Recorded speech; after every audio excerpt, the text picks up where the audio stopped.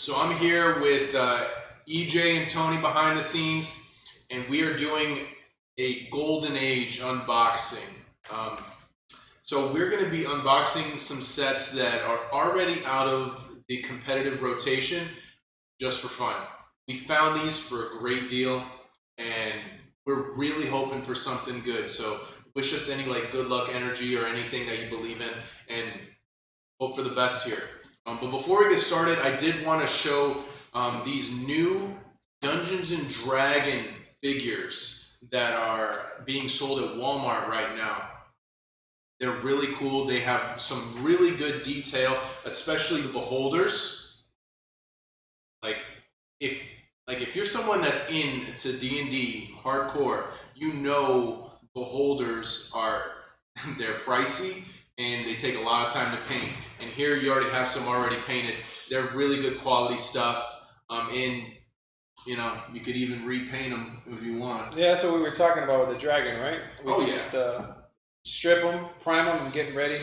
You can make a green dragon, black dragon, blue dragon, but it's a really good figure. And if you're someone just getting into Dungeons and Dragons, these are great. These are great figures. They're pretty good quality, good size, and they'll fit on your map, and they will get the job done. So I'm just going to put these aside for now, but these are fantastic. And you can get these at Walmart now at pretty much any time that you want. It looks like Walmart is picking up the slack for a lot of these local gaming stores that are closing down, huh? Yes. Because you could find the beginner set for Dungeons and Dragons.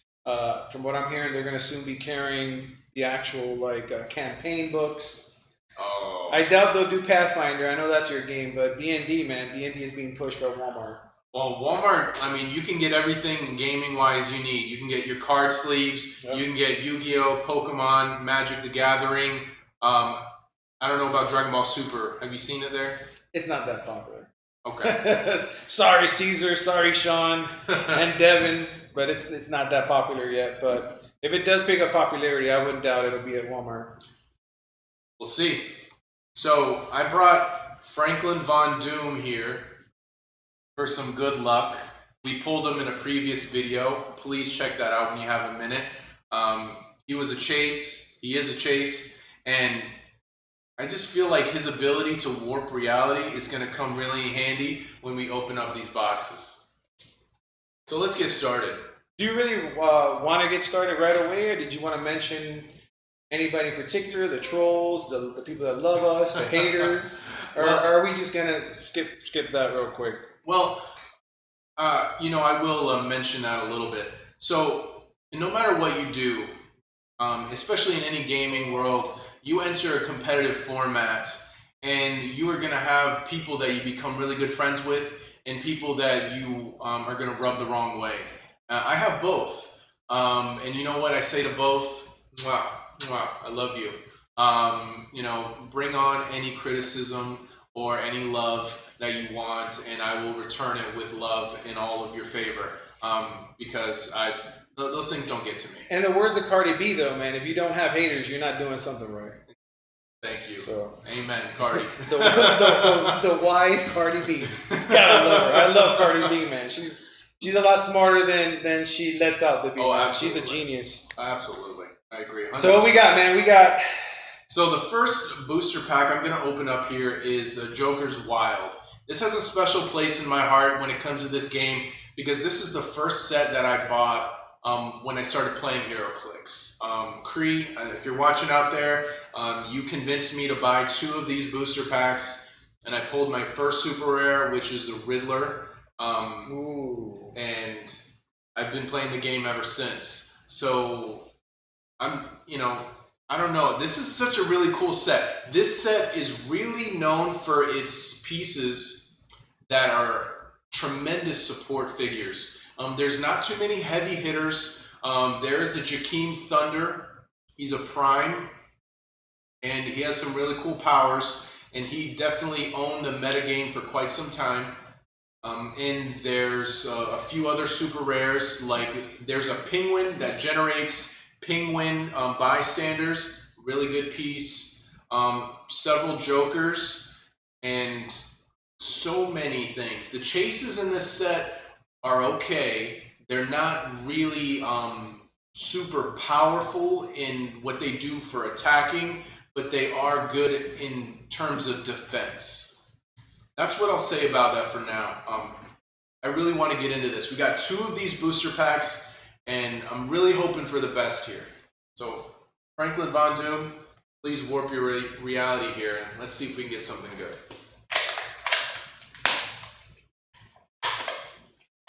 All right. Okay, so right off the bat, we pulled a super rare.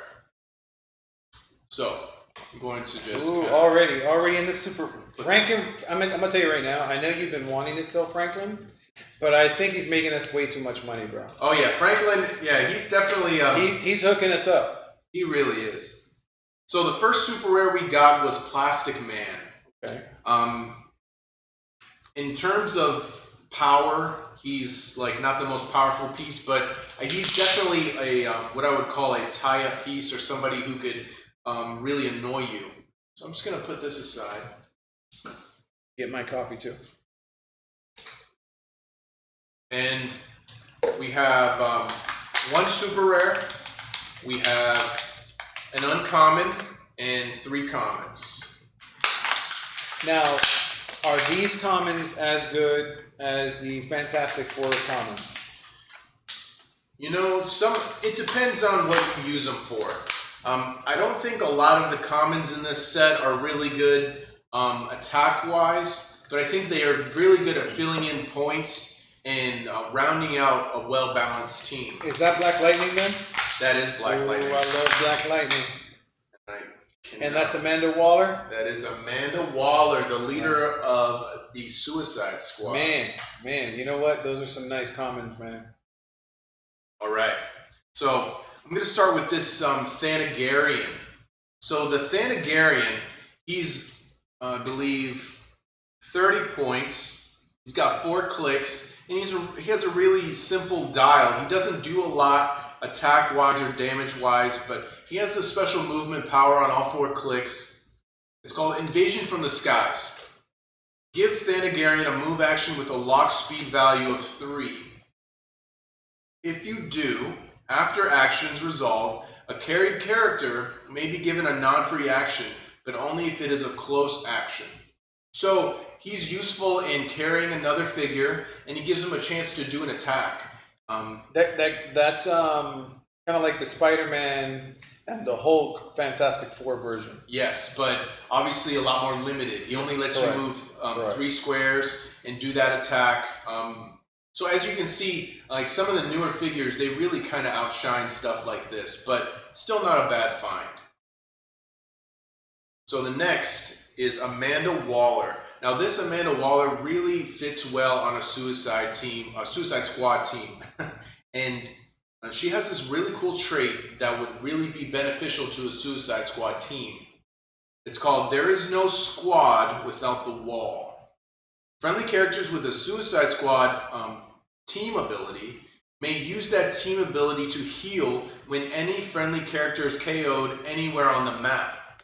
So what the Suicide Squad team ability does is it allows you to, with one of your friendly characters gets KO'd, everyone else with the Suicide Squad team ability can heal 1 click, I believe, as long as they're adjacent or something along those lines. But Amanda Waller enhances it and makes it so you don't have to be adjacent. She also has leadership, so she can help take tokens off and give you that +1 action. And she's indomitable, so she can be pushed without taking damage. And she has a 5 range with a 9 attack, 2 damage. She can take some pot shots from at least 5 squares away and do a little bit of damage to some lower point figures. It's not a bad utility piece for a Suicide Squad team. Next, we're going to talk about Black Lightning. So Black Lightning, he's a member of the Outsiders. That is Batman's team that literally is, I believe he has a trait in this set that says, like, my team for what the league won't handle, or something along those lines. And that was basically the whole premise of the Outsiders, is to do the things that the Justice League wouldn't do. but still within the confines of Batman's code. Now, this Black Lightning, he is 75 points. He's got 5 clicks. So, you know, clicks nowadays, they have a few more clicks for that point value, but he's not bad. He has an attack ability for his first 3 clicks called the Arc Lightning. Black Lightning can use Incapacitate with 3 targets. When he does, after actions resolve, each hit target is dealt 1 penetrating damage. So he can put tokens on people and deal them damage. He's a really nice piece in doing that. Plus he has the Outsider's Team ability, and you can target a friendly or opposing character and make it so they can't enhance their combat values in any way, which is useful in different scenarios. So not a bad piece, common. Next we have Technocrat. He's another outsider, and he has a couple powers. He has an attack power called Skyline, targeting microbots. When Technocrat makes a range attack targeting a single character, increases damage value by 1 for every 2 squares away the target is from Technocrat. So for every 2 squares he's away, which he has a 6 range, so he can be at least 6 squares away. He increases damage by 1. So he can potentially do 6 damage from 6 squares away, because he starts with a 3 damage. But unfortunately, he doesn't get that damage power until later in the dial. So the max he can do is 5 damage with that power. And then his attack power, oh no wait, I'm sorry, I'm looking at it wrong. He has that power for the first 3 clicks, so that does work. But then he has a damage power that he gets on the last 3 clicks. Give Technocrat a power action and choose Outwit or Perplex. Technocrat can use the chosen power until he uses this power again, or until he takes damage. So that's useful. He can outwit someone, and he can keep doing it every turn until he pricks either Perplex, and he can just keep doing Perplex. And then he has the Outsider's Team ability, and he ignores elevation for targeting purposes. So he's useful where he can be on elevation and target people from below without being at the edge, and vice versa. So he's useful. He's 80 points with 6 clicks. That's a little steep for me, but for an Outsider's Team, he's good. I don't have too many Outsiders figs nowadays. And then moving on to our super rare, we have Plastic Man. Now this set and the Spider-Man set called the Spider-Man Superior Foes, they began to introduce these little markers. And you can see that right there. These markers are meant to go under your click as you are playing them. And you can see Plastic Man there.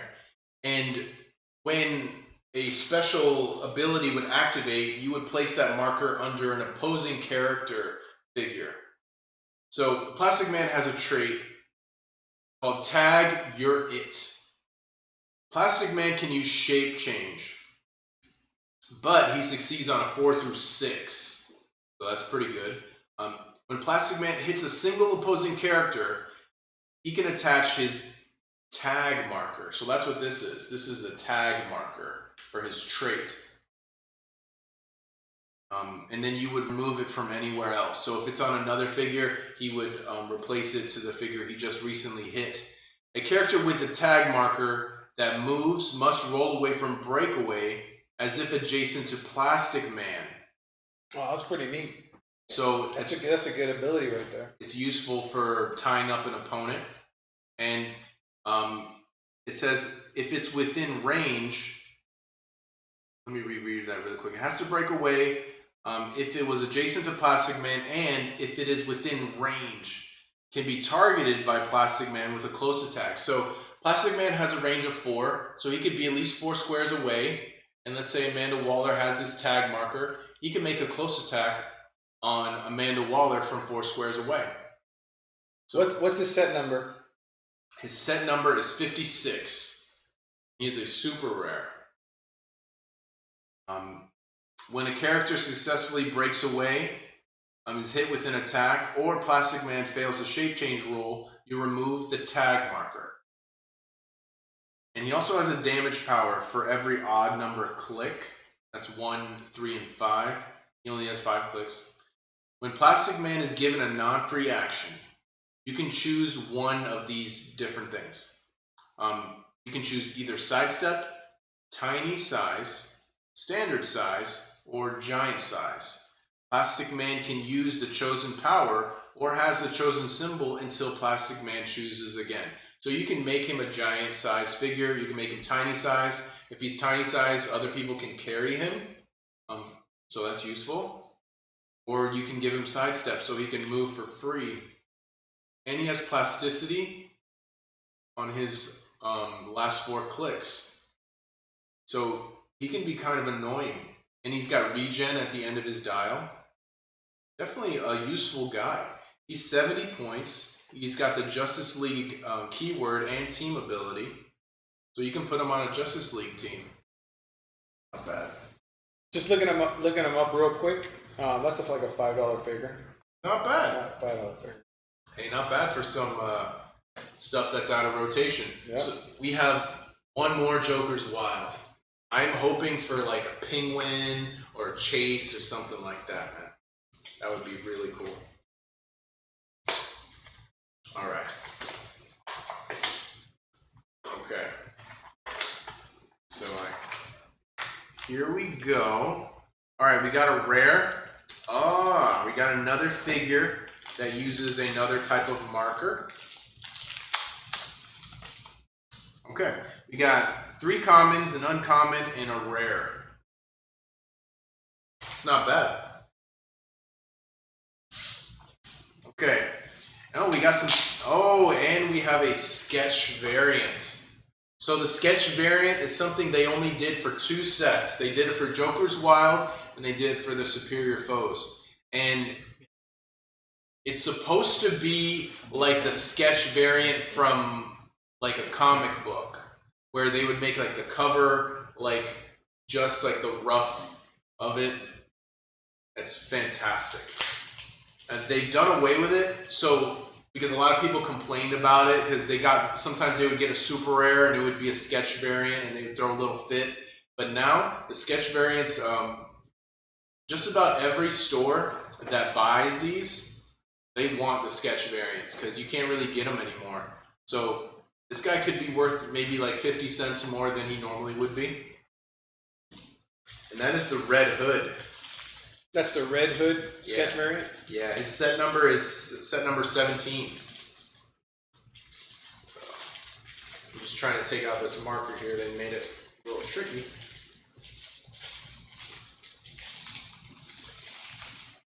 There's a little bit of a delay. What do you think about these figs so far, Tony? They look really good, man. I'm interested in that sketch variant, but you know, even that common that Hawkman looking guy. What's his name again? He's like just a regular Thanagarian. Thanagarian, yeah. He looks great, man. That's a nice fig right there. And of course, Plastic Man. He looks crazy. All right, EJ, take care, man. Okay, and then we have Katana. So Katana's the one that comes with this little slash marker, is what it's called. Okay. I'm going to go through the commons. We'll do Katana last. All right. So, first we have is this Harley Quinn. This is a regular plain Harley Quinn figure. It's 25 points. Really tough click to turn. It's like really fresh. Sometimes you gotta really... There we go. So it's 3 clicks, 25 points, and she has Perplex all the way through her dial. I love that. That's really good. So she's a great support piece. This is what I was talking about with Joker's Wild. We haven't gotten anything over 100 points yet. This is just a real support-heavy set. And this was when they were transitioning from like these high-point figures that just did like all of this damage to these lower-point figures that just worked as support. And they helped you build like these larger teams. This Harley Quinn has stealth and combat reflexes. It's a really nice combo because you can't get her from range unless you can like see through hindering terrain, if she is in hindering terrain, and it forces you to get up close, but then she has the combat reflexes that will give her a +2 to her defense if you do try to hit her with a close attack. So she can be kind of annoying to deal with. Plus she has Perplex to increase her defense or increase her attack or her damage. So she's a really great little support piece. And how many points is she? 25. That is not bad at all. And she has the Batman enemy team ability. So if she's on the team with another person with that team ability, she can trade her attack value with their attack value. So if you have somebody with an 11 attack, they have the Batman enemy team ability, she can take their 11 attack and do an attack with an 11 attack instead of a 9 attack. That's really good. Next we have Harvey Bullock. So Harvey Bullock, he's a 35-point figure. He's got a trait called sometimes you gotta break the rules. If an opponent wins the roll to determine the first player and does not choose Harvey Bullock's controller to be the first player, characters on your force with the police keyword can use sidestep this game. So if you don't win control of going first on your map roll, all of your police figures have sidestep. It's free, not bad. He starts with a 3 damage, 10 attack, running shot, 4 range. I mean, this could be kind of annoying to deal with.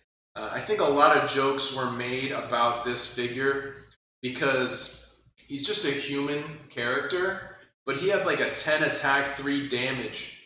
Whereas you have this Thanagarian who is like an alien species, but you can see his physique, like this is a strong guy. And he only did like 1 damage, whereas Harvey did 3 damage. So you're telling me that Harvey is essentially more powerful than a Thanagarian. I found that humorous to me, but you know, he puts in work and he's not bad to put on a police team. Next we got Commissioner Gordon. Good old Commissioner Gordon. I don't think anybody can really say something bad about him. This guy's very straight and narrow, and he's always been on Batman's side. I'm hoping that maybe they'll make him the next Alfred now, since Alfred is kind of like, but time to tell. So he's got one trait called Life on the Streets. When Commissioner Gordon is the only friendly character using the police team ability for an attack, he modified the defense value of the target by -2 instead of -1. That's a really nice support piece. He's 30 points, he's got 4 clicks, he's got enhancement on the end of his dial, and he's got a little damage special ability. Commissioner Gordon can use enhancement and leadership. He may use each only if no other character has used that power this turn. So it's an ability that kind of makes him be the primary leader and the primary enhancer if you want him to use both. Or either one, actually. So it's not like the best trait on a team of people using leadership or enhancement, but it's not bad if he's like your main guy doing it. Plus his ability to use the team ability called the PD team ability, police team ability. It allows you, if your friendly character is doing a range attack adjacent to him, he can drop your opponent's defense by -2 instead of -1. We're going to do a video later talking about all the team abilities because that can be kind of confusing, but what that means in plain English, he's not a bad figure. 30 points, you definitely get your money's worth. Okay, so we have the Red Hood. This is supposedly the identity of like the Joker before he became the Joker. It also has real name Jason Todd because we know Jason Todd is the Red Hood as well. So it's kind of like depending on which Red Hood we're talking about. But this is, the sculpt is clearly, this is like the Joker as the Red Hood from one of those storylines. He's got 6 clicks, he's 70 points, and he also works as a replacement figure for the Jason Todd Robin that's in this set. And he doesn't have any special powers, he's just a straight up figure with several different powers throughout his click, throughout his whole dial. and he puts in work for 70 points. He starts with an 11 attack, 3 damage, running shot, 6 range. He's not bad. He's got the Batman enemy team ability, so you can put him on a team with Harley Quinn. Harley Quinn can borrow that 11 attack, and she can put in work for 25 points. And next we have Katana. So Katana is also an outsider, which is excellent. So you can put her on that outsider's team. She has her trait that will activate this slash marker called the Muramasa Blade Soul Taker. Whenever Katana KOs an opposing character, choose one to use for the rest of the game. Precision Strike, Steel Energy, and Willpower. Okay, so that doesn't activate. Her next trait will activate this little marker. So basically, you want her to KO people because when she KOs people, she's gaining powers. So she's like a cleanup click, if you will. Somebody who will finish off your enemies and get stronger. And her next trait is draining your soul. So that's what's going to activate this little slash marker. When an opposing character takes damage from Katana's close attack, after action is resolved, you can attach the slash marker to that character, removing it from anywhere else. When a character with a slash marker is given an action token, deal it 1 penetrating damage. When that character heals or clears action tokens, remove the slash marker. So you want her to attack someone who has 0 action tokens, and then that marker will go right under them. Because as soon as they are given an action token, it will take 1 damage, penetrating damage. So it's kind of like a bleed effect almost. Exactly. Yeah. That's the idea. What's her set number? Her set number is set a number 44. It's very useful. She ignores hindering terrain for movement purposes, so she can move through your hindering terrain. On her top 2 clicks, she has charge and stealth, so she's meant to stay in your hindering terrain. And when the enemy gets close, she charges in, hits him with the Muramasa Blade, and does some damage. She is not bad at all. That's a $4 figure. And you know, another way you can use her is if you team her up with Black Lightning. They're both outsiders. Black Lightning can put action tokens on a character with Incapacitate, and that will activate her slash marker. So they will take more penetrating damage due to his ability and her ability. So it's all about using your figs on a team. It's so good. That's a pretty decent crowd control on a character, where you're just keeping them locked up and taking damage. Those are the most fun characters for me. Is locking up your opponent and keeping them from doing things that they want to do. It really gets them frustrated, and for me, I don't know, it's fun.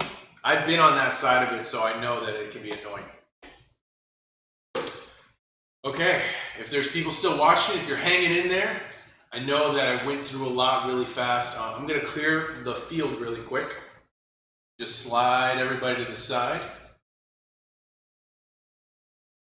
But we did get some stuff, no chases, but we got a super rare and a rare. That's not bad. It's not bad at all. Definitely staying positive. And some of these figures, they are very useful. You know, it's all about how you play it. You know, it's all about how you play the figs and the way you build your team. It can be very useful. I know a lot of people are like, oh, I need the thing with the most, that does the most damage and the most attacks so I can knock out people as fast as I can. I mean, that is one way to play, and that is normally the competitive format. But if you're somebody who's casual, who's into the intricate strategy, and you're not trying to knock somebody out in one hit, these are good figs.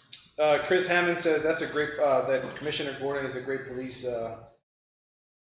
Absolutely. I agree with you 100%, Chris. He's great on a police team. And you can team him up with the new Miles Morales called Miles West. He's coming in the Spider-Man Venom set, and you can start your little police team that way. Yep. Because that will actually give Commissioner Gordon the Spider-Man family keyword, because that's what that Miles West does. But that's for another video. So the next set, I'm opening it like a barbarian. I didn't talk about it, but we got the What If set. So this set was notorious for having a couple rares that really super rares that really got under people's skin. Particular Goblin King. Man, people really did not like the Goblin King. It was basically Green Goblin that had the Infinity Gauntlet. And he could pick powers. He had Power Cosmic. He had 3 different point values. They actually had to errata him because he was too powerful. And he's actually in this set. And he could be here. We don't know. And honestly, I don't remember some of the other super rares. And the chases in the set were all Venom themed. There was like a Venom Hulk, a Venom Punisher, Poison. What happens when they errata? Do they send you? Are you able to order a new card? Do they send you a new card for the character? Unfortunately, no. Just print it out or whatever. You'll have to go on the WizKids website and you'll have to see the errata. And every person who's a judge, it's their responsibility to keep up with those erratas. Correct. Did you ever judge? Did you ever go for your? Not officially, no. No. Just just an in-store judge, pretty much. Yeah. I love watching the game. I love playing it too, but I love watching the game. Like against people who are really into it. A lot of fun. Okay.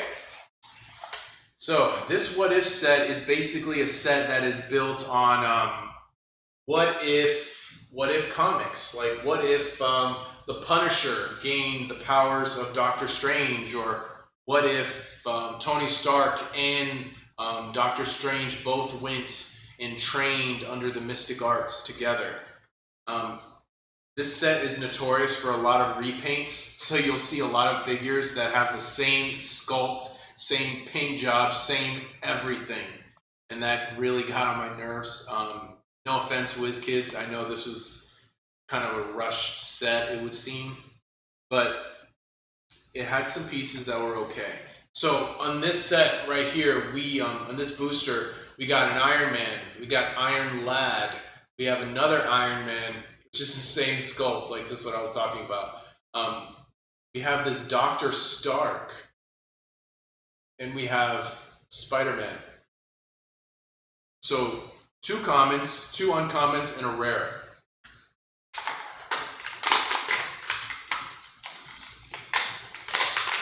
So we got this Iron Man who's 100 points, Iron Lad, 100 points, another Iron Man who's 40 points, this Dr. Stark who is 115 points. This is if Tony Stark had the mystic powers of Doctor Strange. And we have a Spider-Man that is 80 points, and he is a rare. We're going to try to get through these. Nothing really crazy. I know the super rares and chases were sought after, but a lot of these other ones. But hey, it's a fun set either way. We enjoyed playing it. So, first going to do Iron Lad here. Iron Lad, he has 7 range. He's got 6 clicks. He's part of the Runaways and Young Avengers. Real name Victor Mancha. Basically, this was the son of Ultron. He's an android, robot human guy. He was somebody who teamed up with the Runaways for a brief time. He was also their enemy for a brief time as well. So there's kind of that love-hate thing. He was basically the Runaways Ultron, and he has some different powers. He wasn't bad. He has 2 traits.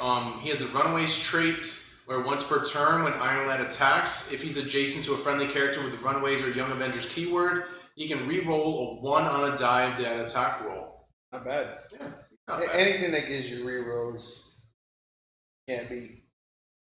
He has a traded Mastermind. And get this, we talked about this in shop all the time. This was the guy who was meant to slowly KO your own team. Iron Lad can use Mastermind, and when he does, increase the damage transferred by 1, which is really bad. if you think about it. But what it does is, if Iron Lad is being attacked, he can use Mastermind and transfer that damage. So let's say he would ordinarily take like 3 damage. He would transfer that damage to Iron Man, and Iron Man, instead of taking the 3, which is how Mastermind normally works, he would take 4 damage instead. So he's not the best team player, but it works well in an emergency. And if you're really trying to KO your own figures for some reason, he can help you do that. And then he has a defense power he gets like on his last 3 clicks called Neurokinetic Armor. He can use toughness. And when Iron Lad clears action tokens, you can heal him 1 click for each action token removed. So that's useful. It's a cheap way to heal. You put him on a nice Runaways team, Young Avengers team, and he can be fun. You know? Fun little piece there. We're going to talk about this common Iron Man really quick. So he's got 100 points. He has 6 clicks. He has a really cool trait. It's called Founding Member. When Iron Man is given a non-free move action, he isn't given an action token for that action. So where that comes in handy is that he can carry a figure and he doesn't get an action token. And the other guy doesn't get an action token because he was carried. So he can carry somebody who doesn't fly, like this Spider-Man. They can move up, so he can move up to 8 squares, so move up 7 because he's carrying. And then, boom, you got 2 figures on the board that moved up pretty much like 7 squares, and neither of them have an action token, so they're ready for your next turn to do some damage. That's pretty good. Very useful for moving people around. And his second trait, it's kind of like a pick a power type of thing. Before Iron Man makes a range attack, you choose one of the following effects for the attack. Concussive Blast. The attack generates knockback. Focus Blast. The damage dealt can't be reduced below 1, so it's like a precision strike. The first one being like a Force Blast. Sonic Emitter. Hit targets are given an action token, so it's like an Incapacitate. But it doesn't just put the action token. It allows you to do damage as well. And Assisted Targeting. You can increase his attack value by +1, so it's kind of like a poor man's range combat expert, if you will. It's useful. It gives you some variability. It depends on the situation, what you want to do, and it gives you options. Anything that gives you options, in my book, is really versatile and very good. And he has range combat expert on the beginning of his dial, so he can use that along with his assisted targeting to increase his attack value and his damage. For a common figure, 100 points, this guy can put in work. Thank you, Iron Man. You are useful. Always, though. I mean, he did sacrifice himself in the end, right? Oh, yeah, he did. Iron Man's always useful. Now we have the uncommon Iron Man. I think this guy, he was a little bit like frowned upon, like nobody really liked him that much, but he was meant to be a support piece. He's 40 points. He's got 5 clicks, which, hello, that's awesome. And he has 1 trait called Control Collar. Opposing characters with the armor keyword can use mind control to target Iron Man. When they do, Iron Man's attack value is modified by -1 for this action. So characters with the armor keyword can target him for mind control. Not really that good, but it forces your opponent to kind of use an action just to control this Iron Man, which frankly, they're not getting a lot, because nowadays, mind control only lets you move and attack. It doesn't let you use any of his powers. So you're not getting a whole bunch, because he only has a 10 attack and 2 damage. So if someone's wasting their time mind controlling this guy, it's almost a waste of an action, really. He's not doing a lot. So that trait is something I don't feel like you need to worry about. If I mind control him, does he get an action token? After? No. So I can mind control him. He has 2 tokens. He wouldn't. Or 1 token. So I'm using an action of mind control. Right. And I mind control another figure. And I move him and I make the attack or whatever the case may be. Does that figure get an action token? The figure, like let's say you mind control. The one that I mind controlled. No, they wouldn't get an action token. Okay. But the character that did the mind control would get the token. Okay. And it's really useful against figures that are really strong. Right. Like you pick that one powerful figure. Like let's say a Hulk. Yeah, with you 4 use damage. that. Right, you use that Hulk, and you use that Hulk to take out one of their support pieces. Oh, that's really useful. Can I mind control friendly characters? No, you used to be able to with like certain figures, but you can't really do I think that. Odin was one of them, wasn't he? Perhaps he might have been. Yeah. So, but besides that trait, this Iron Man does have a nice little damage power for 4 of his clicks, enhancing the villains. So an Iron Man can use enhancement, and when he does, if the attacker has the armor keyword, modify that character's damage value an additional +1. So he's really useful in he can, let's see, can he fly? No, he can't fly. So he has that notch against him. But you can put him aside your other armored keyword characters like this Dr. Stark and increase their damage by 2 and just go to town. And if this guy goes to his 5th click somehow, he's got a running shot, 11 attack, 4 damage, 19 defense for 40 points. I mean, if you play him right, you could do some damage with him. Definitely. How old were these sets? These 15-year anniversary. 15. I believe this was 2018. These came out. So about 2 years. So. And you said that these are out of rotation right now. Yes, they are out of rotation. July, they just did a new rotation for things that are now out. And so far, I think the only things that are in are, I think it's like everything like Batman animated series forward. So there are quite a few things that are no longer in the modern rotation when it comes to competitive play, but you can play these figures for fun. For fun, yeah. All the time, which is normally what I do. Yeah, definitely. It is a game, man, and games are all about the fun, so. Yeah, big time. Dr. Stark. So people were really excited about this guy coming out, and a lot of people were disappointed with the dial. He has 6 clicks, 115 points. Oof. It's a little steep. Yeah, it is. He has one cool trait.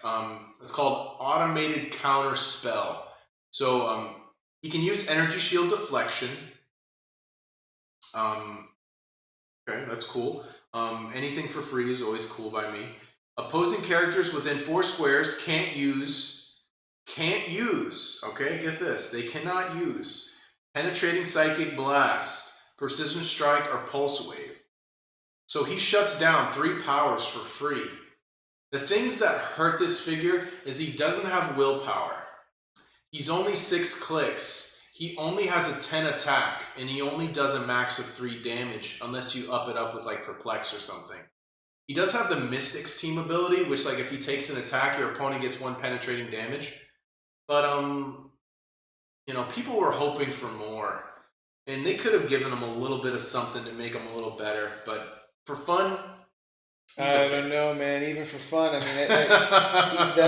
mean, as someone who's just jumping into the game, man, for 115 points and only having 6 clicks. I would maybe use him in a big point game, like a 400-point team. Yeah, I mean, I don't. But in a 300-point team, I don't see myself reaching for this and guy. I know we say just for fun, but he sounds like he's not too much fun. He doesn't sound fun. I know. And he is usable, but you got to put a lot of effort into making him usable. And it takes a skilled player with investing like some objects and relics and things. Dr. Stark, I wish you were better. But he has another trait, which kind of started this theme of replacing characters. I mean, it's an older like game effect, but they did it differently in here. It's called From an Alternate Earth. So if this character is on your sideline, you may give a free action to a friendly character named Doctor Strange or Iron Man that's equal points or more points, and replace that character with this character on the same click number. So he could replace a character that's named Iron Man or Doctor Strange with, as long as he's the same or less points. I'm sorry, the same or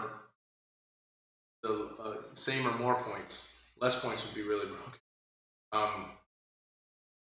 Moving on. That's all I can do. So what you do with him is just have him on the sideline.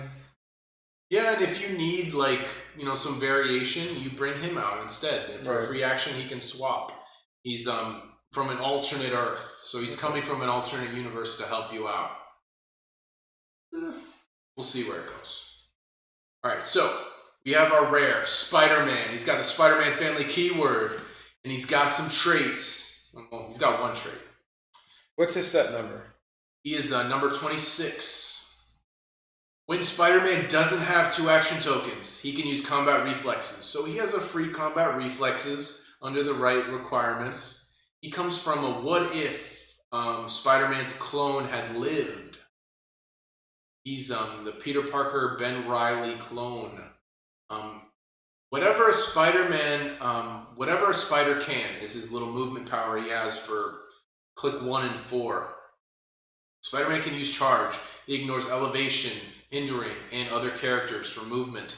Give Spider-Man a power action to move him up to his printed speed value and then make an attack. Oh, neat. So you can give him a power action, he can move 9 squares and smack somebody. For 80 points. He's not bad. He's really not bad. And we got that Venom set, Spider-Man Venom set coming out, so.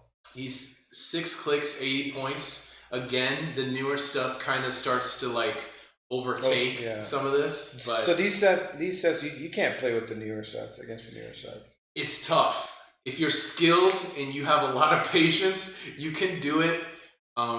They're rough games, but if you're just getting into the game and you see maybe one of these sets on eBay, I mean, if it's for the right price, go for it. And you can get some figs to practice and take your time on, but yeah, some of the newer stuff, they just blows the stuff out of the water, man. The power creep. It's in every game. It's in card games. It's in, these figure games. But you need it. There needs to be variation. Otherwise, people would play the old stuff forever. Yeah, exactly. They'd never buy the new stuff. Exactly. So, I'm not hating on it, but I'm just making you aware of it. So, here we are, Marvel's What If, booster pack number 2. All right, Franklin Richards, or Franklin Von Doom. We got another rare. Okay, so here we got another Spider-Man, we got an Iron Lad, we got a Daredevil, we got another Dr. Stark, and we got this rare Captain America holding Mjolnir. Oof, oh my god, that's nice. He's a really nice figure too. I think he's if you're trying to do a movie authentic team, when he's fighting Thanos with Mjolnir, this is the guy to reach for. He's really good for his points. He's only 100 points, and he can do some really cool stuff. We have another Dr. Stark. This one's 45 points, so he's easier to put on a team.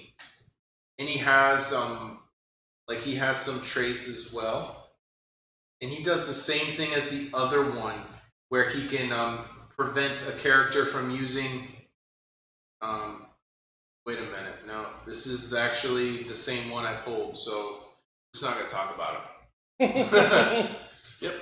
We're just going to put him over here. I was hoping he was the 45-point one, but he's not. They may be, these pieces may not be, in rotation, but they look good, man. I think 15th anniversary is when they really started to WizKids started to up their game with the figures. Yeah. But they outdid themselves with the Fantastic Four set, man. Oh, they're so good. That's a beautiful set. Okay, Daredevil, my favorite comic book hero. I love the show. I love the character. He's fantastic. I can't do Daredevil. Just annoyed the crap out of me, man. He was. Oh god. We got another Iron Lad, so we're gonna put him aside. Although when Punisher, me, I'm a Punisher guy, man. I mean, they go head to head. Yes, complete opposite of who Daredevil is, and I think I align more with the Punisher than the Daredevil. But you know what? They needed each other, man. They needed each other. I mean. Say what you will about Daredevil, man. He really kicked off the Marvel's Netflix series. Yes. And without him, we wouldn't have had Punisher come in, Right. and Luke Cage, who's another one of my Oh favorites. yeah, Luke Cage I like Luke Cage. Jessica Jones. Jessica Jones is pretty good too. Yeah. I just couldn't get into Defenders for some reason. And I couldn't get into Iron Fist. Iron Fist is a little bit whiny. It was, I can't do that, man. It was just... He got a little better in season 2, Yeah. but season 1 is a little bit whiny for my taste. Yeah. But they gave us something. They did, man. Daredevil was awesome. He was really good. So let's just talk about this Spider-Man really quick. He is a 55-point common Spider-Man. You can fit him on a Spider-Man team pretty easily. You'll notice he's the same sculpt as the other Spider-Man. That was an issue back then, huh? 2 years ago? Yeah. They just kept reprinting the same sculpt. The common, the uncommon, and the rare, they have the same sculpt. Terrible. So he's got 5 clicks for 55 points. Not terrible. And he's got a movement power for his first 3. Spider-Man can use hypersonic speed. Fantastic. When he does, modify his damage value by +1 if his target is on a lower elevation than the one Spider-Man occupied when he began moving. So it's supposed to represent a web swing. Like he's starting on an elevation because he ignores hindering an elevation for movement. So he starts on top and he moves down, and then he can do a +1 to his damage. So he can do a 4 damage on his top click. Really useful little Spider-Man. You got Daredevil. Now this Daredevil is from a What If comic. What if the Kingpin adopted Daredevil? Oh wow! So this is like after Matt Murdock's father died, he was adopted by Wilson Fisk, and his trait is the only father I've known. When building your force, if your force also includes one character named Kingpin. It's funny. There's no Kingpin in the What If set, by the way. So you would have to go to a set prior or after. Yes. And when he's adjacent to a friendly character named Kingpin, modify Daredevil's defense value by +1. He also gets all the keywords of that said Kingpin. He's got a 3 range, 2 targets. He starts with Quake, Sidestep, Super Senses. He's 50 points. He only has the martial artist keyword because he's not really like part of any teams. This is like pretty much the servant of Wilson Fisk Kingpin. Not bad. I mean, not the Daredevil I would reach for. It would be a fun play though. It would be a fun play to have him and Kingpin, any Kingpin on the map. Yeah, I could see that. Yeah. People need to remember that in the end, you want to have fun with this. Oh, yes. Some people are hyper competitive. They remember every single figure you had in a competition, and then they want to talk crap on YouTube after. And some people are just like that, Yeah. But in the end, you really want to have fun with these kind of games. Absolutely. That's where I'm at with this, I mean, like I said earlier, the competitive format could be nasty. Yeah. And but that's in any game. You always have those... that group of gamers that they're hyper competitive and they're toxic. Yes. And that's what you call toxic players. Yeah, and they kind of ruin the game for a lot of people. Yeah. And I try not to be one of those people. I'm not perfect, but I just let those things just roll off my shoulder. Definitely, man. I'm perfect, but that's a whole different story. I wish I was you. So here we have Captain America wielding Mjolnir. And he has the alternate Earth trait. Man, I like him. So he can replace a Captain America or a Thor of equal or more points that's on the field. That's cool. His second trait is energy shield deflection and range combat expert. So he can make range attacks. He can increase his damage or his attack and just start sniping people. It's only 5 square range, but he can do a little something. What set number is his set number is 36. He also has a damage power for his first 2 clicks. And let me tell you, his first click, he starts with 11 attack, 4 damage. For 100 points, it's respectable. Captain America can use leadership. If he does and succeeds while adjacent to one or more opposing characters of 150 points or less, give those characters an action token. So his leadership is cool because he can give opposing characters action tokens. They're like intimidated by him. So that's really useful, especially he's got Indomitable, so he can keep hitting while he's giving opponents action tokens for free. Definitely a fun Captain America. I really want to use him against like a Thanos figure. Just like put him, like Thor and Tony, and all go. No, I mean Tony Stark, not this Tony. Yeah, no. Even though this Tony probably could go head to head with Thanos and do okay. Probably. And just like all of them. But like, to be honest with you, I don't think I would fight Thanos though. I think I would actually bend the knee to him. I saw eye to eye on a couple of things. You're not the only one. Yeah, I think I would have been like, you know what, Thanos, we're not fighting. I'm going to join whatever group you have, and you don't have to worry about me, and just keep my family alive as part of that 50%. Otherwise, man, you got an enemy for life. He's going for $10, by the way, on eBay. Nice. He still has some value to him. The only knock against him is he doesn't have the Avengers keyword. Ooh, but that's because he comes from like a What If comic. Yeah. He has Asgardian keyword, so you can put him on Asgardian team. Okay. He's got Defenders keyword. Okay. So you can put him on a little Defenders team.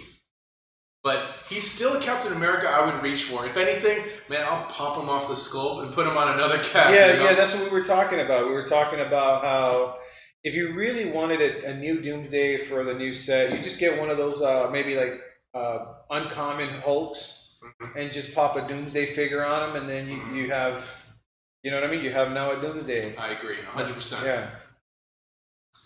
So we're speeding through this, we're trying to. You know what? Since we're still in Marvel, let's do X-Men. Yeah? Yeah, let's do X-Men. Alrighty. Let's keep it Marvel. I know you want to do the DC 15th anniversary. I do. I'm hoping for a Chase Green Arrow. All right, let's do it. Let's do DC. Let's do DC. Yeah? Yeah. All right, I got it. See now I'm a DC fanatic, but I love X-Men. X-Men is a really cool team. You know what, Tony? You got it. All right, we're going to switch over to X-Men. We're going to continue with our Marvel. This is X-Men Xavier's School. It pulls from different things. It's got headmasters, so it's got like these leaders of Xavier's School. It's got the Age of Apocalypse, which is a really cool comic. We got the Xavier School set where it has like these like the X-Men when they were like rookies, and then it's got the X Factor, which like it was kind of before they all like were X-Men. It's got a few other people in here too. This set came out with the X-Men ID cards, and some of them were really good. And they had the student ID cards where they were cheaper, and if you had the headmaster, you could actually get one on your team for free instead of paying points. This was really cool, and it kind of changed the meta a little bit. So let's see what we got. Hoping for an ID card or two. That'd be great. Oh, yes! What do we got? We got, well, you know what? We won't spoil the surprise. Let's go ahead and start with the commons. We got a common Moira McTaggart, who is a headmaster. Very cool. We got little Artie, who he can do mind control as a trait. That's fun. We have Skids, who is one of the X Factor people. Nice little fig. And we have a X Factor Cyclops, which is a nice little leader, and he can do some stuff as well. But the creme de la creme, we got ourselves a super rare Wolverine. There we go. And that's a nice looking Wolverine too. This was my favorite Wolverine when he came out. He's a headmaster. He has all of these free abilities. He's got leadership. He's got perplex. He's got sidestep. And that's like all traded stuff that he can do. He's really good. I would team him up with my Deadpool, and man, they would just wreck house. I love that little team of them. Good figure for sure. But we're ahead of ourselves here because we need to talk about our commons and our uncommons. But man, Franklin Von Doom, thank you for the good luck. He's hooking it up. So these are figures that I think could maybe compete with some of the current ones to a degree, especially if you build the right X-Men team. But they are no longer in competitive rotation, unfortunately. But they're still cool. All right. So Moira McTaggart. She's a common. She's got the Headmaster trait, X-Men. She's got leadership, perplex, but only to target another friendly character with the X-Men keyword. During force construction, you may include one student ID card on your force without adding its cost. So just playing her on her team, she's got 25 points, she's got leadership, she's got perplex for your X-Men team, and she gives you that ID card. So that's 3 things that she does as a trait for 25 points. She's got sidestep, and on her last 2 clicks, she's got outwit. So if you kind of get her to take 1 damage, she can also use the X-Men team ability to heal other X-Men characters with the team ability.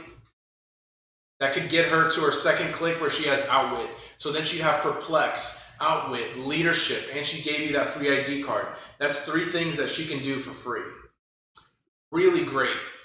Really great for 25 points. I'm just going to slide these What If guys over. Yeah, I'll get them. Thank you, What Look, If. well, you can't really touch Victor Von Doom right now because He's focusing his energy on warping reality. He's giving us good juju from the universe right now.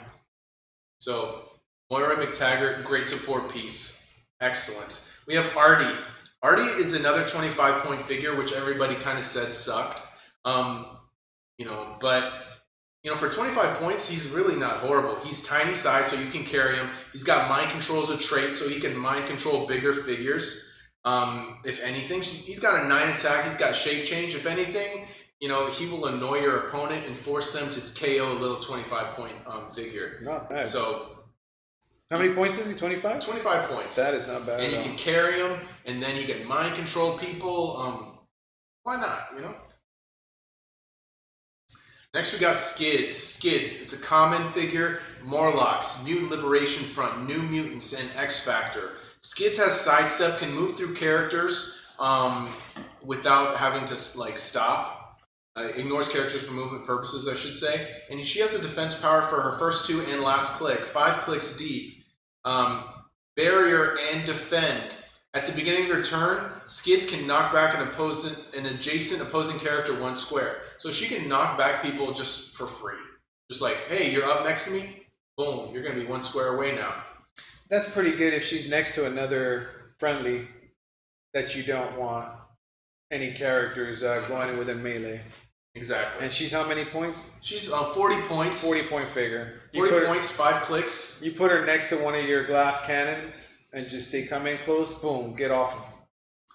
A fun thing you can do with her is you can push someone back, and then you can use barrier, and you can use barrier to enclose the opposing character. So unless they can fly, they're going to kind of be trapped there within that barrier and just maybe frustrate your opponent a little bit. It's not horrible. We got this Cyclops. He is X Factor. And he can see through hindering terrain. He's got a 7 range, penetrating psychic blast, leadership, and he's got a trait. I love that leadership skill. Oh yeah. His trait is called X Factor. When this character hits with an attack, modified damage +1 for each 5 in the attack roll. Now the reason I do that is because if you look at a number 5 on a die, it looks like an X. So that's kind of the theme here with that little trait there. It's kind of like the Fantastic Four. Like if you roll a 4, you get some special. It did the same thing with this. I may have rushed. Hey, that's okay, man. That's okay. We got a lot of boxes left. But I definitely wanted to get to this Wolverine. What's that Wolverine's? His set number is set number 53. He's a super rare. He ignores... So let me just tell you all the things that he can do for free without looking at his dial. He has leadership. He has perplex on other characters with X-Men keyword, friendly characters. He gives you 1 student ID card for free. He has all that for free. He He can make a close attack, but only to target an opposing character that damaged another friendly character with the X-Men keyword with an attack since your last turn. So he's got a free attack. I'm doing the money sign. All right, so Tony's telling me this guy's worth a little bit of points. He's worth a new camera. Wonderful. And then he has sidestep for free.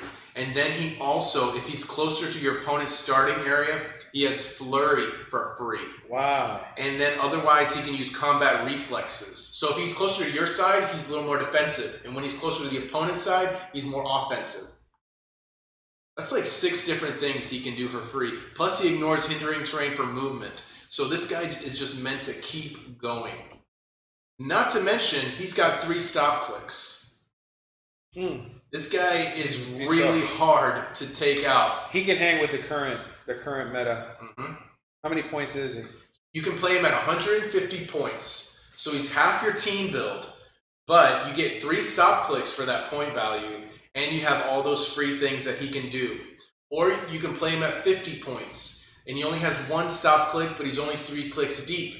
But he still has the free leadership, the free perplex, the free flurry, the free attack if one of your X-Men characters have been attacked this turn. This guy can do a lot for free. He could potentially attack 3 times in 1 turn. Gives you that +1 action for leadership. Perplex a friendly character with the X-Men keyword. Team him up with Moira McTaggart, and this guy is going in. He is doing damage. Still my favorite Wolverine. The new one that we got is great. No, well, that new Wolverine is going to be one of my pieces that I'm going to hold on to for a while. And not to mention, especially what he did in that last. Yeah, that sculpt is nice. It's a lot better than the one that we have. But the way that Wolverine was able to handle the Fantastic Four by himself, I don't know, man. Fantastic. Well, that Wolverine is going for an average of $35 right now. That's excellent. Yeah. That's excellent. For something that's 2 years old, not bad at all. And I think it's probably for the sculpt. I think it's probably the sculpt. And for something like a bunch of booster packs we got for Steel. Yep. We're definitely finding our treasure, everybody. Yep. Okay, I'm gonna do one more of these, and then I'm gonna go on to the DC. You don't even want to go through the rest of the X-Men? I do, but I want to save some for our next video. You got it. Right now, we're giving you all a little bit of everything. Okay, so I'm hoping for an ID card so I can show you all what that looks like. Oh! Did we get an ID card, or is it something else? Let me just tell you something.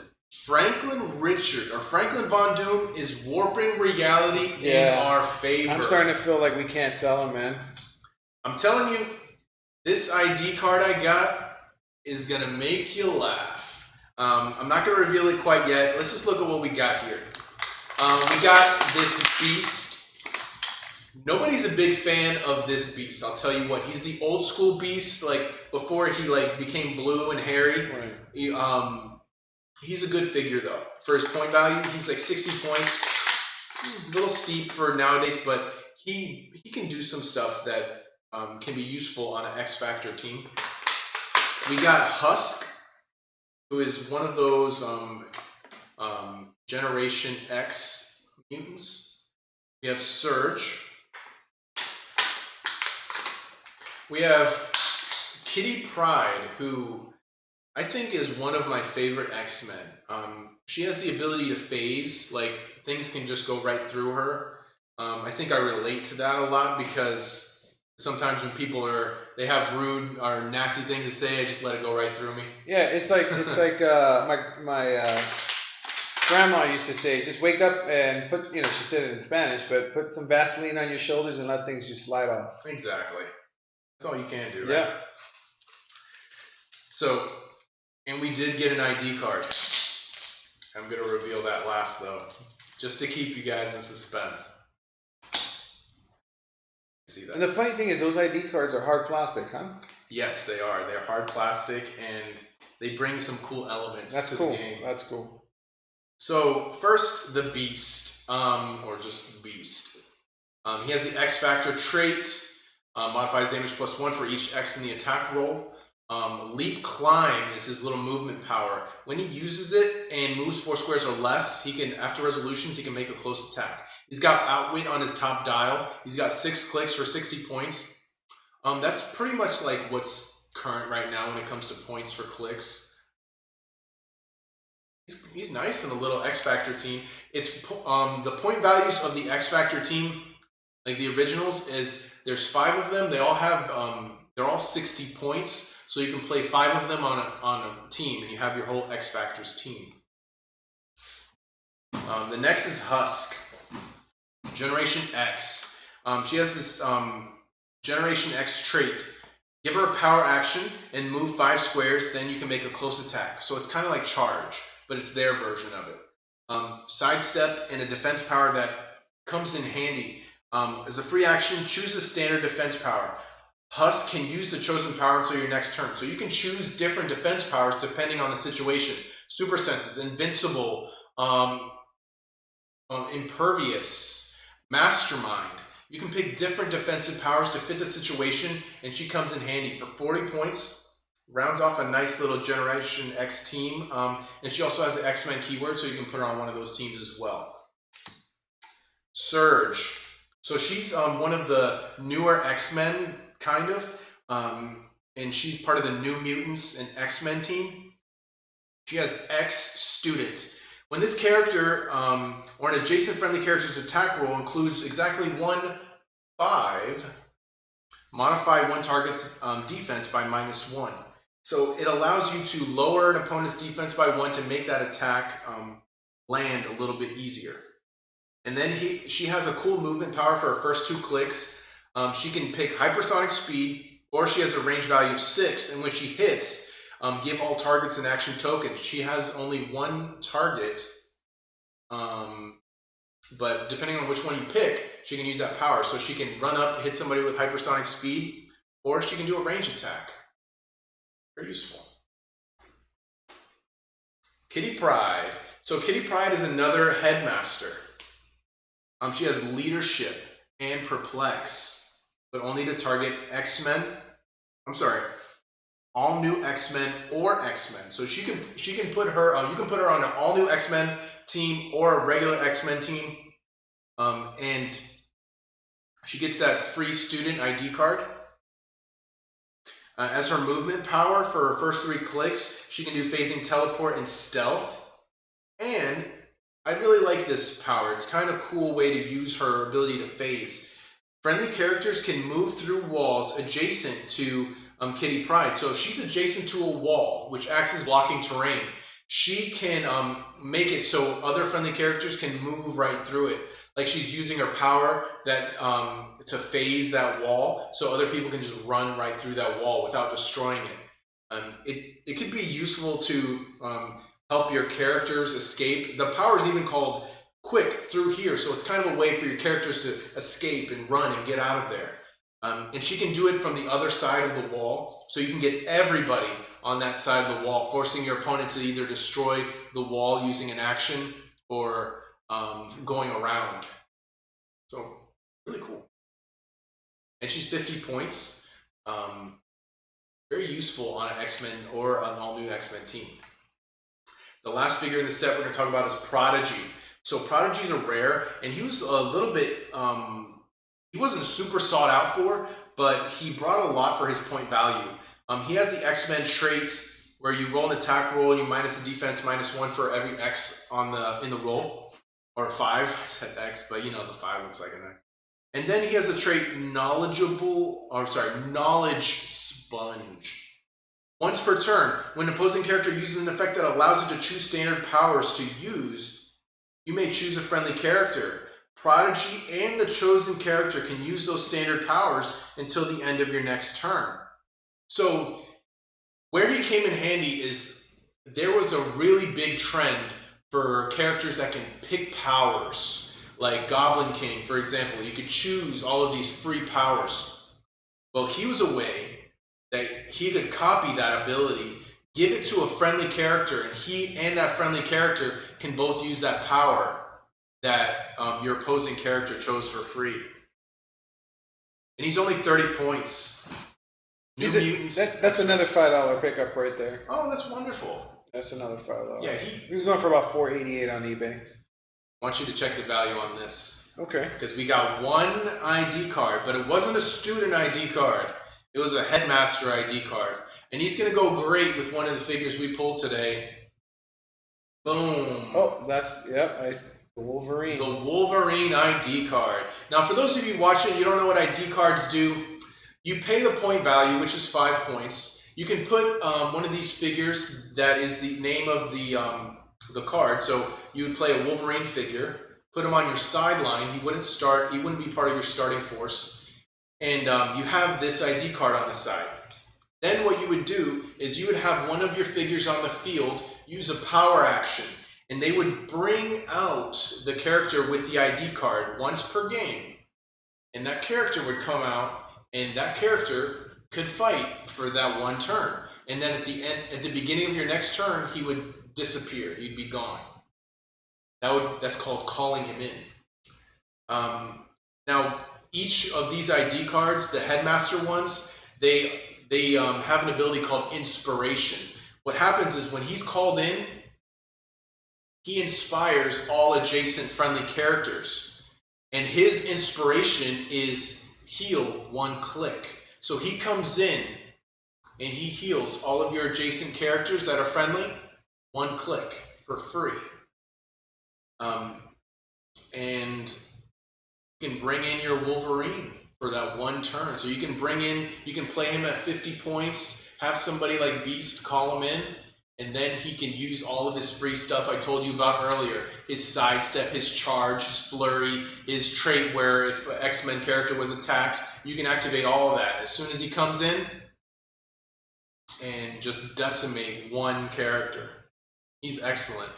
And he's actually one of the characters that I believe somebody may have mentioned that I used on a team. And you know what? I love it. I love it. He's so wonderful. And thank you for remembering that glorious moment. I am relishing it. And he's a good figure. And we got the ID card. And if you look up this ID card, I think this is still worth some cash. Yeah, $27 right now, eBay average. Hello. Not bad. A 2-year-old product. You know, and some of this stuff loses its value quick, and $27, that's not bad. So him and the Wolverine, well, that ID card and the Wolverine figure is about $60 eBay. Now, I'll tell you this, though. You know the new Wolverine we got with the Fantastic Four? Yeah. You could call him in with this. Oh, wow. Oh, wow, that's right. Any Wolverine, right? Exactly. As long as they have the name Wolverine, they can be called in. So it doesn't have to be like Logan Wolverine. So if you have like Wolverine and it's Laura Kenny, but the name is Wolverine, correct, bring her in too. That's pretty neat. So these are like what you would call just like a toolbox thing. Like if you need that extra thing for 5 points, you can bring out a character. And a lot of people didn't like the ID card,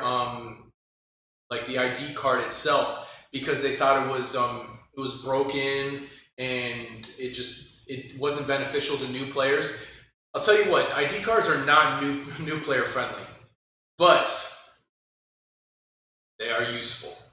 And even though it's no longer in rotation, it's still a fun mechanic. And I think the X-Men set made it fun again because you got so many of them, and it made an X-Men team very meta. There was actually an X-Men team that won a big tournament, and normally that doesn't happen too often, so that was cool. It was cool to know that. But these are unique, so you only can play one of each character ID card. Very good. So what I'm sorry, what was that now? You were saying you could only play one? Right, so if you have 2 like Wolverine ID cards, you're only allowed to play one. But I can have as many different ID cards as I want as far as the points goes. The way it works with ID cards is you can't have more ID cards than you do characters that are on your starting force. Okay. So if you have 4 characters on your starting force, you can play up to 4 ID cards. They count as sideline elements, and there are some newer figures that really nerf these ID cards. There's a Sheriff Strange that makes it So your character has to use a double power action to even use an ID card. But it's well needed. Like, you need things to balance these very powerful elements. So what are we looking at on time here? Well, we've been running for about an hour and 20 minutes. I mean, we got some. Let's go ahead and do some DC, and the other 4 we can hold them off for the next video. That's what we'll do. So right here we have Elseworld, 15th anniversary Heroclix. This was not a bad set. It had some chases in here, and I don't remember if the super rares were that crazy in this set. That I recall. But the chases, it had one particular chase that was excellent. It was the Green Arrow. The Green Arrow had this like kryptonite arrow attack that shut down defense powers. If he hit, you could not use a defense power for his attack. So he shut down your stop clicks, he shut down everything. And everybody wanted him because there was a Green Arrow ID card at the time, so people would just bring him in with an ID card, snipe your tent pole, your big point figure, and just leave. He had an 8 range, you couldn't escape him. So, alright, nothing too crazy, but there's no ID cards in this set. But there are some cool things in it. Where would those DC Comic ID cards be? What's that? They were in some older sets, so World's Finest had some, and then I think some other sets that were a little older as well. They had some ID cards, but I don't remember DC ID cards being made for quite some time. And it looks like we got a couple of people jumping in from other gaming groups that I've kind of streamed. I'm streaming this video from. Cool. And just a heads up, I know these things are about 2-3 years old, but we like to go back to retro, and we're doing retro now because we're getting the that new set, the new Spider-Man set that's coming out. So we're going back in time so that we can come back to the present, I guess, when those new sets start popping up. All right. And we did pre-order the Galactus, right? So I can't wait to see that one. We definitely got to do a whole video with Galactus. In fact, I think that Galactus is going to be one of the main things that we put in one of our gameplay videos. Oh yeah, as soon as we get Galactus, he's going to be like for every unboxing. Now, are you going to play Galactus or Creed's going to play Galactus? It's going to be you versus Creed, man. Well, and here's my rules. I'm going to set the rules.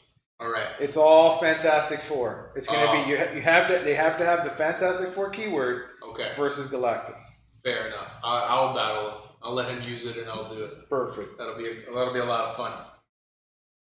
So we have 3 uncommons, 1 uncommon, and 1 rare. Very similar. That's pretty good. That's a pretty good pull with three uncommons. Did I say 3 uncommons? Yes, you did. I meant 3 okay. commons. That's what I was gonna. Okay. Yeah, 3 commons, 1 uncommon, Makes 1 sense. rare. So here's what we got. We got this generic Templar. Let's move these over. Oh yeah, by X-Men. You were fantastic. Yes. Fantastic pulls. Yes, thank you, Wolverine, for making a. Victor Von Doom has to stay over. So we got this generic Templar figure. He has an attack power that's penetrating psychic blast. When he does, and the target has a monster or mystical keyword, the action doesn't count against your action total. That's not bad. Who's that? He's just a generic character. Just like a Crusader guy with a longbow. Is that a longbow? What is it that he has in his hand? Yeah, it is like a longbow. Okay. He is supposed to be from a comic called Batman, The Doom That Came to Gotham #2. Okay. That makes sense. I think that's one of those medieval Batman series where he's an actual knight. So. Martian Manhunter. So I actually have him. Yes. This is the John Jones Justice Rider. He has a trait called Always Get My Man. At the beginning of the game, you choose an opposing character if John Jones Justice Rider would get a second action token while adjacent to the chosen character. Instead, he doesn't get an action token. So it allows him to keep attacking a character that he's adjacent to. He has plasticity all throughout, so he ties up a character, he keeps attacking them. And he also has the High Noon trait, where if John Jones is the last character with this trait to hit an opposing character with a range attack, until your next turn, if the hit character makes a range attack, John Jones must be one of its targets. So he forces your opposing characters to target him. He's got shape change, which could make that a little bit annoying. And then if he's adjacent, like somehow after he does that range attack, like someone uses telekinesis or something, he could really make that annoying for that character. Somehow. He's not bad. 50 points. And he's got a Justice League keyword as well. We have the Bat. The Bat. So this is called Batman Two Faces. But that's the comic he comes from. And he has this trait, the strength I need at a terrible cost. At the beginning of your turn, you may roll a d6 that can't be re-rolled and add the Bat's click number. On a result of 7 or more, you may replace the Bat with the Joker creature on the same click number +2. So basically, you can replace him with the Joker. It's called the Joker creature, and he's basically like a Dr. Jekyll, Mr. Hyde type of thing. And he's not bad for his 45 points. He can do that. It's got willpower, perplex. When can he do that? At the beginning of your turn, when you choose to. Okay, so he could be on his last click, Mm-hmm.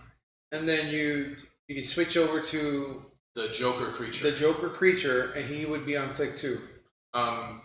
Yes, and you have to.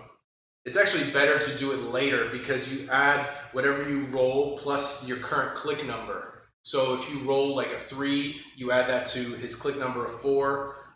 Then it's 7 or more, right? It counts as 7 or more. So then you can replace him with a Joker click on that same number, on the same click number +2. Right. So you want to do it when he's like about to die. That's pretty cool. Not bad. Bizarro Police. Oh my goodness. I remember I used this on someone and they did not like me.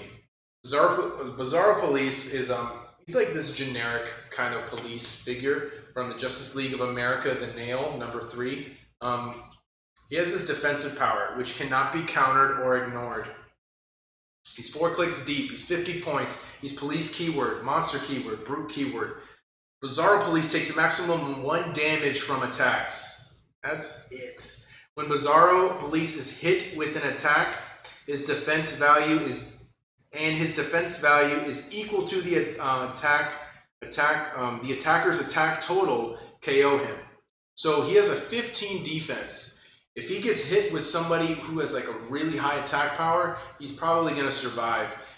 He's more in danger against characters who have like a low attack power, because if they land, like if their attack roll lands exactly his defense, which is 15, he's knocked out. But unless you're, that lucky, he's going to stick around for at least 4 clicks. And he's a little bit annoying. So tell me, how is it that you annoyed? I played 2 of him on a team with a couple other figures, and I would just tie him up. He has super strength, so he could pick up a heavy object, do extra damage, and this guy just annoyed people. Like, all right, if they didn't read the card, they would just like hit him with all this damage, and it was like, okay, well, 1 click. Is there anything else you want to do? And they'd be like, what? I didn't even know you could do that. I hate stop clicks, man. Yeah. I hate them. And that's kind of like a stop click ability right there. It really is, yeah. Good piece. So what do we got here? The last one, we have this rare Superman. He's actually General Zod Superman. Oh, so that's actually General Zod. Yes. Oh. And it's like from a What If comic. Or, I'm not sorry, they don't do What If comics. They do like Elseworld comics. And he has a trait called, you think I care how many of you I kill? Superman can use super strength. When he KOs an opposing character with a close attack, after resolutions, you may give him a standard heavy object to hold from outside the game. So if he knocks out a character, you give him a heavy object, and then he could go and KO another character with it. What's his number? His set number is 27. And he has a little damage power for like his first click. If Superman hasn't made an attack this game, he has shape change, stealth, and super senses. So like he can stay in the shadows, like, and you can't really do a lot to him, and it's kind of hard to hurt him. But then once he lands an attack, he's out there for everybody to see. He doesn't have willpower, which is something a lot of people didn't like. He's 160 points, or he's 100 points. He's 8 clicks for 160. You know, hypersonic speed. That's not bad. That's actually not bad at all. He's not bad on the right team. Right. And he can kind of just like finish people off and continue to do a lot of damage to people. That's a $4 click. Not bad. I bet about $3.30. All right, we're on our last one we're going to do tonight, everybody. So, got some good pulls. Thank you for joining us so far. The last Elseworld. All right, we got another rare. His name is the Drummer. We have more of these Elseworld ones. I don't think I got the best pulls here, but hopefully we'll find something in the other ones. We got Green Lantern, we got an uncommon Superman, we got Necron the Bat God, and we got a Superman little generic. I'll be honest with you, I took these guys and I made them like D&D like soldiers. I mean, they're perfect for that. Yeah. They didn't really bring a lot to the team for me. Okay, so here we are. Got 2 commons, 2 uncommons, and a rare, the Drummer. So, we got this Green Lantern here. This Green Lantern, he was really good at, and I broke him. Whew. Actually, he just wasn't glued very well. So, he's a common, right? Yeah, this one wasn't glued very well. He popped off really easily. But he's a common. Super glue, easy fix. He's actually one of the cool commons. What he can do is he could carry up to 8 characters because he has the Green Lantern team ability. And then you can roll a d6. If you roll a 5, one of the higher point characters that he carried can give in a non-free action. And if he rolls a 6, up to 2 carried characters can be given a non-free action. That's a good ability. So he was really good at that. And that's one thing a lot of people liked about that Green Lantern. So he's your carrier. Like, he can carry up to 8 people, and then you roll a d6 for free. And hey, if you get a 6, maybe 2 of your people can attack. Like, it's really good. And depending on who you have on your team, that could be an instant kill right there. Yes, it can. Absolutely. You have this Superman. Let's just get him out of the way. Superman. He's 35 points. He has an Electro Stunner. He can use Incapacitate. When part of a close combat action, he can target up to 2 adjacent characters. Normally, you can't target several characters with Incapacitate up close. He can target up to 2. It can be kind of annoying. That's not bad. He's got Justice League keyword. I mean, Incapacitate just gives them that action token. You're taking away actions. He's somebody you want to take out right away, because that guy could get on your nerves really quickly. Now, are you familiar with who these Supermen are? You know what? Have you ever read any comics where they? Son of Superman, OGN, 1999. I haven't read it. Don't know him. I know there's one called like Pete Ross, and he's like the leader of them or something. But other than that, I think I remember that from Death of Superman. When they just started popping out a bunch of when they were trying to control the world at that point. Okay. Alright, we got this uncommon Superman, 12 movement, 11 attack, 4 damage. He has this trait, okay? This trait hurts him a little bit, but it balances him out because he's 70 points, right? I plead guilty, Your Honor. When Superman deals damage from an attack, you may choose to deal an amount of damage from 1 to his damage value instead of normal damage. If Superman KOs an opposing character after actions resolve, you deal him 1 unavoidable damage. So the idea about him is he's not supposed to KO people. He's supposed to just like take people all the way down to their last click, and then someone else KOs him. 70 points, 11 attack, 4 damage, super strength, charge. So he can do up to 6 damage. That's a lot of damage. That's a high attack. 11. Yeah. That 11 is a pretty high attack. And then if you're boosting him with some support, that's almost automatic hits right there. Yeah. And you can choose like to deal like the right amount of damage so you don't KO the opponent, as long as you look at the back of their card, which is legal nowadays. So you don't have to do the full.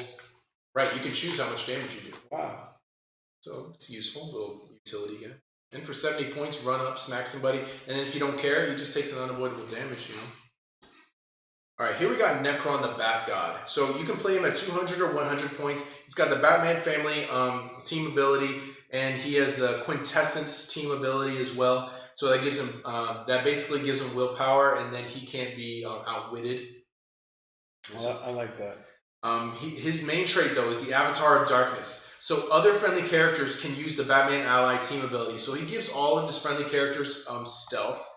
And then when he is KO'd by an opponent's attack for the rest of the game, other friendly characters can't be targeted by opposing characters 4 or more squares away from them.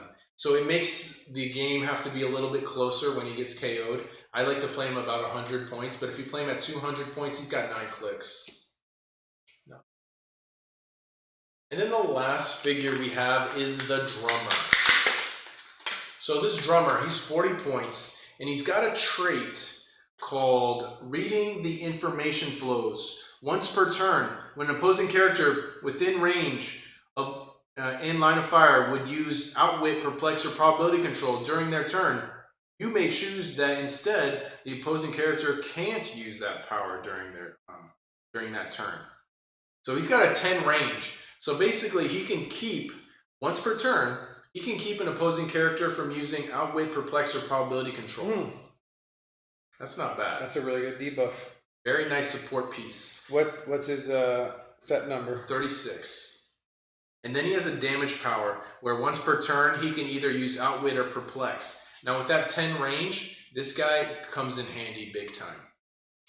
See, I love these little support pieces that you can put on any team, even if you don't mind breaking theme, because he can be very helpful, extremely helpful. In a later video, I'd like to go into some pieces that are like more attackers, more support as we go into this endeavor of revealing these clicks and doing these unboxings. But thanks for tuning in. Thanks for watching. I hope we have more viewers. We're gonna be putting this on our YouTube very soon. And is there anything you'd like to add?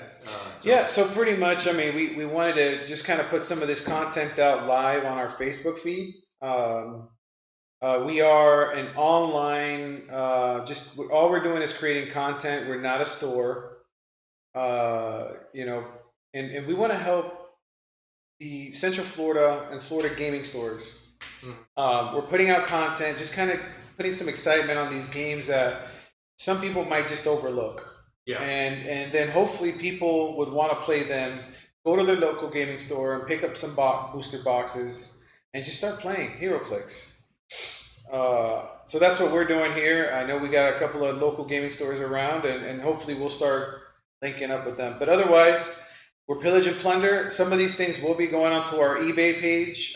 Look us up on eBay, Pillage and Plunder. We got a lot of retro board games, and some of these clicks will be going on there. Yeah, man, that's us, Pillage and Plunder. Thank you guys for tuning in. All right, thank you, treasure hunters out there, and let's see what we get next time. Yeah, I hope next time we're going to be doing a video on we're just going to be picking a random board game maybe and just having a couple of us just play it. Don't forget that Saturday we're going to live stream and actually have, we're just going to be playing a Star Wars game that we've been putting in-house, that we've been developing in-house. And that's this Saturday, and we should be streaming by 6:30, I hope? I hope so. 6:30. I'm Papa Tony, man. I'm the voice in the background. So Anthony's more like the Howard Stern, the face of the program, and I'm the cute chick that he has in the background that comments. I forget her name. Have you ever watched the Howard Stern show? Robin. I'm the Robin of this show, guys. Thanks for tuning in. Bye, everybody. Much love. Peace. Whew. My bladder feels like it's nice.